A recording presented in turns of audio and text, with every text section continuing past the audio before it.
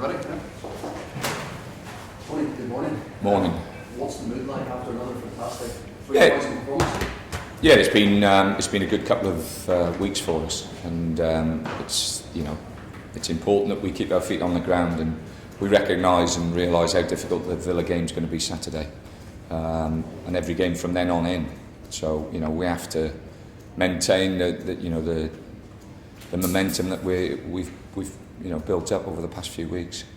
Realistically, do you feel 34 points at this stage will be enough? No chance. No, I don't think so. I think that there's more twists and turns in it, and we'll be desperately keen to get as many points on the board as quickly as we can.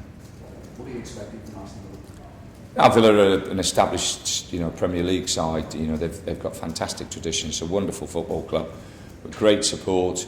I've got a lot of respect for Paul. I think he's a top manager, and over the period of time he's been there, he's changed.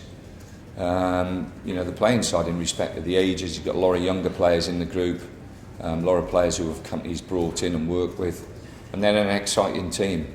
The fact that they're missing Benteke obviously is a big blow for them, but they've got some good players, and we know it'll be a really, really tough game Saturday.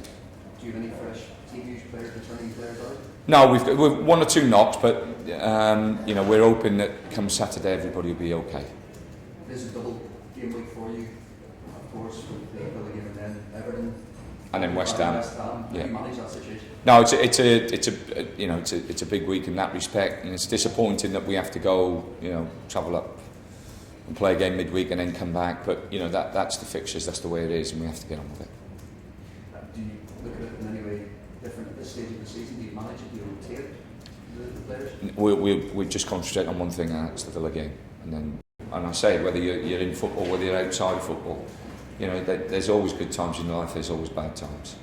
What have you made just away from the game this weekend? What have you made of the ban on betting in football? Well, if they set the rules out and they set them out in that respect, and if people break the rules, then fair enough. They should get fined or banned or whatever they're talking about doing it.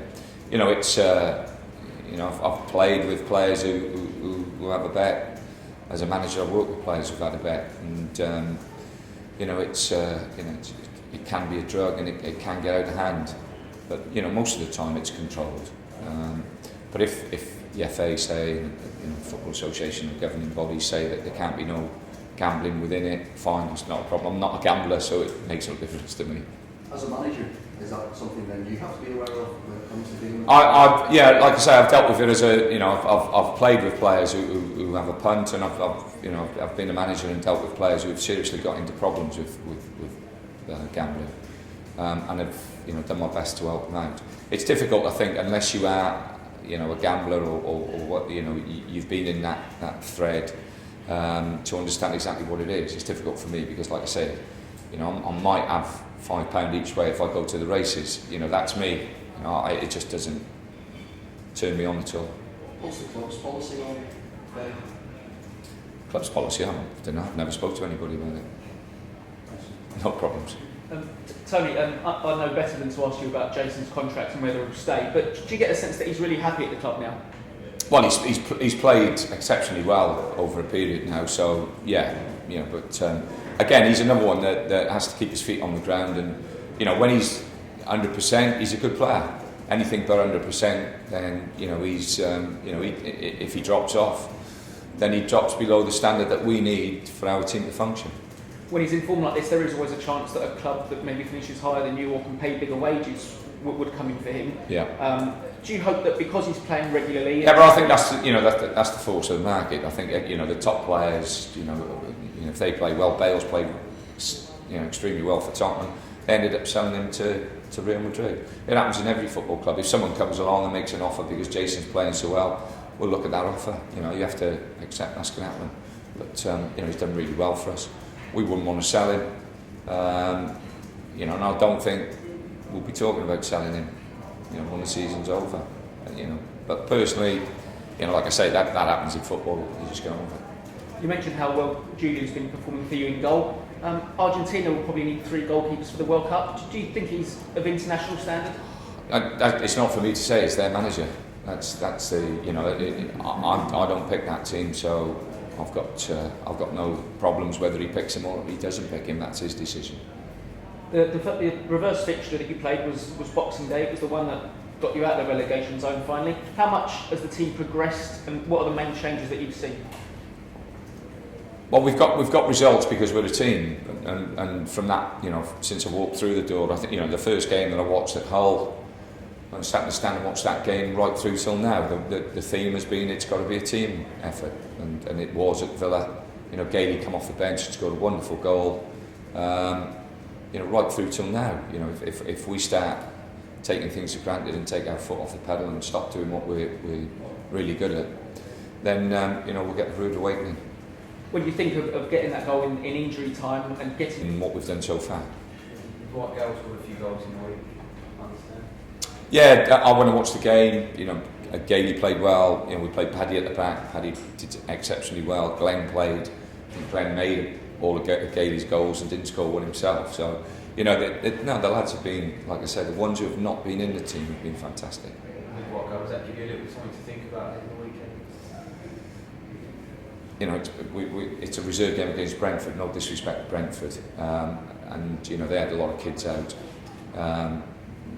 Is it going to change? Am I going to put Gailey in because of that one game? No, I don't think so. Tony, just one goal conceded in the last 4 games. Has that solidity at the back been the key to this time run?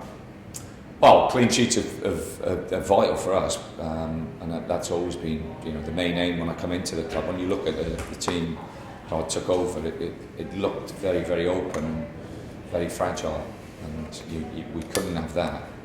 So we've worked very, very hard on that. And I personally think that most of the games, there's been 1 or 2 games where we haven't looked that potent up front, but we've looked dangerous most of the games as well.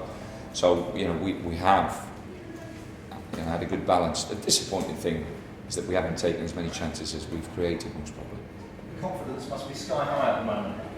Yeah, the lads they trained really well on Monday and Tuesday. We gave them yesterday off. I'll train again today and Friday. So we're just hoping and praying that we get the breaks on Saturday and we can get something out of the game in a game that we know will be very, very difficult. You've got a bit of breathing space in the table, but you can't afford to let up now, can you?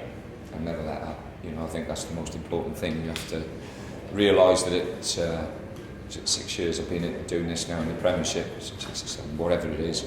You realise it changes so quickly, and especially at this level. And like I say, as soon as you take your foot off the pedal, as soon as you start getting carried away with things, it just turns around so quickly and kick you up the backside, and we don't need that at the moment. And a win against Villa would take the pressure off ahead of these 2 very tricky looking away games next week. We've got tough games, but having said that, you look at the Sunderland, Newcastle, Chelsea, Cardiff games. They were tough games. Every game you look at is tough games. So you have to approach the games in the right manner, and we respect every club in this league, and we'll do nothing but respect every club, and we'll treat every club with the respect they deserve, and we'll do that with Aston Villa on Saturday. You must be pleased to have Shamak back. Yeah, Marion did exceptionally well when he came on. I know the game had opened up by then, but he's a top player. I've got a lot of time for him, and I think he's a very, very good player. And has Dwight Gale been knocking on your door this week with those 5 goals in a development game? And of course he got the goal up at Villa Park to win the game. Yeah, no, Gailey's one of the ones I've just mentioned. He's been very, very good round the place. He's desperate for his chance. And to score 5 goals, I know it's against Brentford in a reserve game, it was fantastic. Glenn will say it was all down to him. But no, Glenn and Paddy played exceptionally well. Gailey got the goals, but those 2 did exceptionally well as well. And when will you be able to relax, Tony? Not until we're safe. Not until we're mathematically safe. And that's again. That's not going to be this weekend. I don't think that'll be the following weekend or the weekend after or the weekend after that. You just worry to death about getting over that line, and you won't change me. Any injuries or sickness to worry about? No, we've got 1 or 2 little knocks, but we're hoping everybody turns up today and are able to train today. Good luck for Saturday. Thank you. Tony, with the title race